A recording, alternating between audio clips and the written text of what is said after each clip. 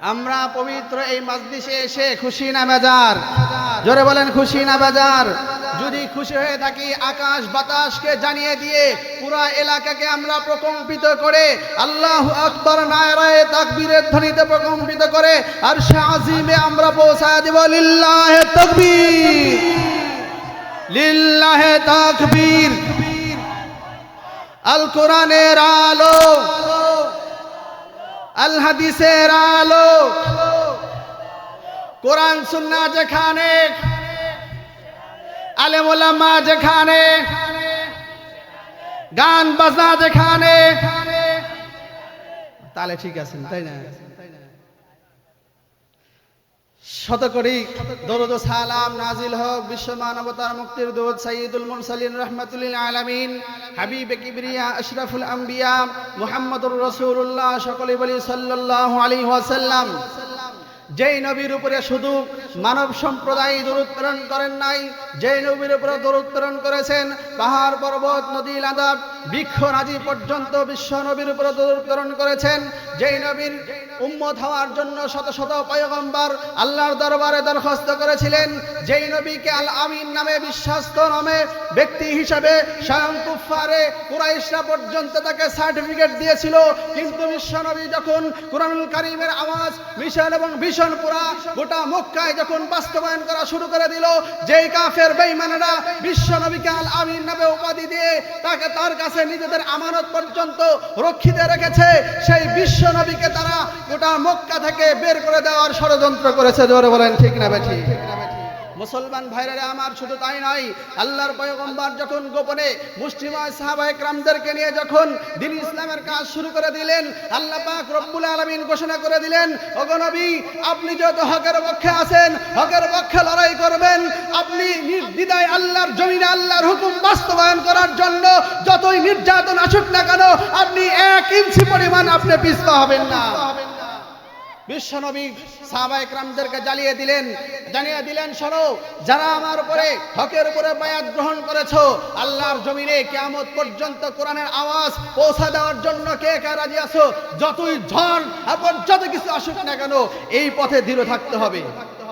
সাহাবায়ে কেরাম রাদিয়াল্লাহু তাআলা আনহু বিশ্ব নবীর হাতে বায়াত গ্রহণ করলেন, বললেন, ইয়া রাসূলুল্লাহ, শুধু এই কোরআনের জন্য আমাদের মাতৃভূমি নয়, স্ত্রী সন্তান নয়, নিজের জীবন যদি বিসর্জন দিতে হয়, একবার নয়, যদি 1000 বার আল্লাহ আমাদেরকে জীবন দান করেন, আল্লাহর রাস্তায় কিয়ামত পর্যন্ত কোরআনুল কারীমের মিশন এবং ভীষণ বাস্তবায়ন করার জন্য শতবার মরতে প্রস্তুত আছি, তবু এই কোরআনের পথ থেকে আমরা বিচ্যুত করব না। জোরে কোন সুবহানাল্লাহ।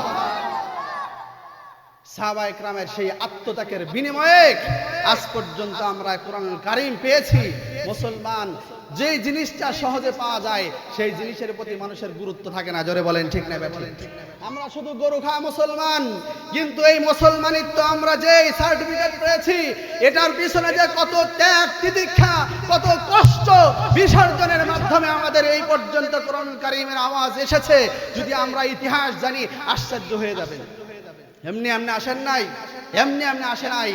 ওই সময় বিশ্বনবীর বর্তমানে সাহাবায়ে কেরাম রাদিয়াল্লাহু তাআলা আনহুর যে সমস্ত কোমল হৃদয়ের মানুষ বিশ্বনবীর কাছে মক্কার কাফেররা এমন কৌশল অবলম্বন করলো, বিশ্বনবীকে বললেন, ও আমার মক্কার সবচাইতে আলামিন বিশ্বনবী, আপনার নিকটে একটা আবেদন করি, আপনার যদি সাহাবায়ে কেরাম হাফিজে কোরআন যারা বেশি তেলাওয়াত করতে পারে, যাদের জ্ঞান বেশি আছে, আমরা ইসলাম ধর্ম গ্রহণ করতে চাই, আমাদের সবচাইতে উল্লেখযোগ্য যারা আলেম তাদেরকে পাঠায়া দেন। বিশ্বনবী সরল মনে সাহাবায়ে কেরাম 70 জন হাফিজে কোরআন, এত সুন্দর তেলাওয়াত, এত জ্ঞানী গুণী সেই সাহাবায়ে কেরামদেরকে পাঠায়া দিলেন কাফেরদের কাছে।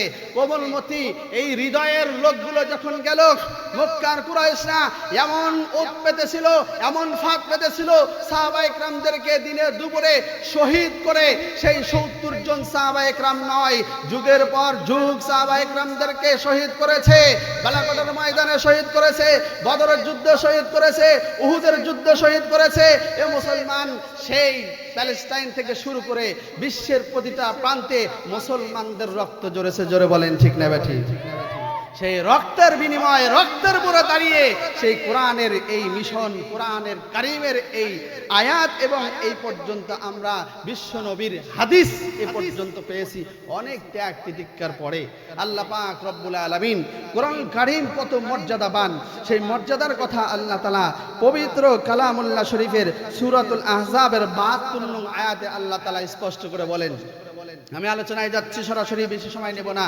আল্লাহ পাক কোরআন কারিম কত ইজ্জতের, কত বরকতের, কত মহামানিত্য মহামান্বিত কোরআন আল্লাহ এত জিম্মাদারি আমাদের উপর দিয়েছেন। সেই জিম্মাদারিটা কতটুকু পালন করছি আল্লাহর উপর আমরা এই আয়াতে কারিমা আমরা যদি গবেষণা করে জানতে পারবো। আল্লাহ পাক রব্বুল আলামিন বলেন, ইন্না আরাদনাল আমানাতা আলাস সামাওয়াত على السماوات والأرض والجبال الله أكبر মুসলমান ভাইরা রে আমার, আল্লাহ পাক রব্বুল আলামিন तमाम পৃথিবীর মানুষদেরকে জানায় দেওয়ার জন্য বিশ্ব নবী মুহাম্মদুর রাসূলুল্লাহ সাল্লাল্লাহু আলাইহি ওয়াসাল্লাম কে আল্লাহ পাক জানায় দেন, নবীজি আপনি জানেন সর্বপ্রথম এই কোরআনুল কারীমের আয়াতকে আমানতকে আমি আল্লাহ তাআলা আসমানের উপরে ন্যস্ত করেছিলাম। যেরকম সুবহানাল্লাহ। আল্লাহ পাক রব্বুল আলামিন এখানে আমানত বলতে মুফাসসিরিন ইকরাম বলেছেন, আমানত বলতে আল্লাহ তাআলা এখানে ফরজ এবং ওয়াজিবের যে সমস্ত বিধান রয়েছে, আল্লাহর হুকুম তা'মুরুনা বিল মা'রুফ ওয়া তানহাউনা আনিল মুনকার, সৎ কাজের আদেশ এবং অসৎ কাজ থেকে বারণ রাখা, বিরত থাকা, এটা হলো আমানত। এটার নাম কি? আমানত। আল্লাহ পাক রব্বুল আলামিন বলেন, এই আমানত আমার যত ফরজ বিধান রয়েছে, যত ওয়াজিব বিধান রয়েছে, আমি আল্লাহ পাক রব্বুল আলামিন সর্বপ্রথম আসমানের উপরে ন্যস্ত করেছিলাম। আসমান ডাকতে বলেন, মালিক এই বিধান যদি আমরা মেনে চলতে পারি তাহলে আমাদের কি বেনিফিট রয়েছে, যদি আদায় করতে পারি, হুকুম যদি আপনার মেনে চলতে পারি আল্লাহ, তাহলে কি বিধান আমাদের জন্য রয়েছে। আল্লাহ পাক রব্বুল আলামিন বলেন, এই तमाम পৃথিবীর আকাশ তোমরা যেভাবে আল্লাহর হুকুম মান্য করেছো, এই আকাশ কিয়ামতের দিন চূর্ণ বিচূর্ণ হয়ে যাবে। এরপরে তোমরা তছনছ হয়ে যাওয়ার পরে আখিরাতের জমিনে, আখিরাতের ময়দানে তোমাদের আর কোনো হিস্সা থাকবে না। আল্লাহর হুকুম যদি বাস্তবায়ন করতে পারো, আমি আল্লাহ তাআলা এমন একটা তোমাদের সময় দান করব, দীর্ঘ হায়াত, যে দীর্ঘ হায়াতের পরে আর কোনো মরণ থাকবে না। আমার সন্তুষ্টি অর্জন করে তোমরা জান্নাতে যাইতে পারবা। জোরে কোন সুবহানাল্লাহ। মুসলমান ভাইরা রে আমার, একটু গভীর মনোযোগ দিয়ে শুনবেন। আল্লাহ পাক রব্বুল আলামিন সর্বপ্রথম এই আমানতকে আসমানের উপরে ন্যস্ত করলেন। আসমান ডাকতে বলেন, মালিক যদি এই আওয়াজ, এই বিধান যদি পালন না করতে পারি তাহলে আমাদের কি অবস্থা হবে। আল্লাহ তাআলা জানা দিলেন, তোমরা যদি এই আয়াতে কারিমা যত বিধান রয়েছে এটা যদি মানতে পারো, আমি আল্লাহ পাক রব্বুল আলামিন দীর্ঘ হায়াত তোমাদেরকে দান করব। জোরে কান সুবহানাল্লাহ।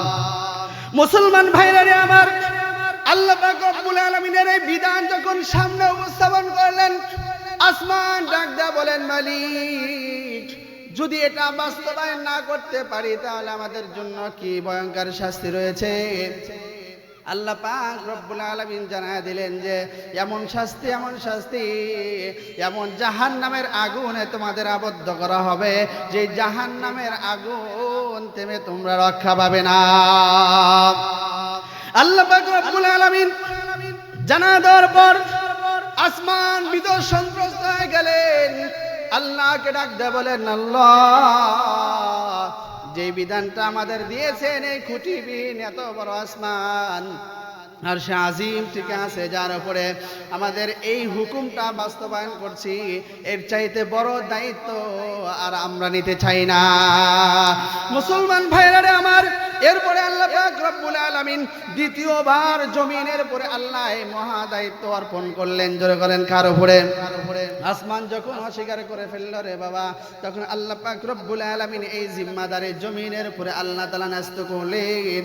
জমিন যখন এরা বুঝতে পারলো, আল্লাহকে বললেন, মালিক যদি আমরা এই জিম্মাদারি পালন করতে পারি আমাদের বেনিফিট কি হবে? জমিন যখন আরজ করলো, আমার আল্লাহ ডাক দিয়ে বলেন, সর্বপ্রথম তোমাদের পাওনা হলো আমি আল্লাহর পক্ষ থেকে তোমার সন্তুষ্টি। জোরে কান সুবহানাল্লাহ। শুধু তাই নয়, শেষ জামানায় তোমাদের যখন জমিন ধ্বংস হয়ে যাবে, পৃথিবী ধ্বংস হয়ে যাবে, এরপরে আমি আল্লাহ তাআলা তোমাদের দীর্ঘ হায়াত দান করব।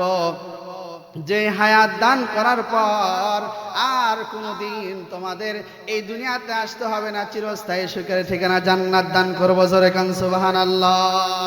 এরপরে যখন জমিন বললেন, আল্লাহ এটা যদি আমরা গ্রহণ করতে না পারি, এরপরে আমাদের যে শাস্তি হবে, এই শাস্তির কথা স্মরণ করে আমি আর কোনোদিন এই দায়িত্ব গ্রহণ করতে চাই না।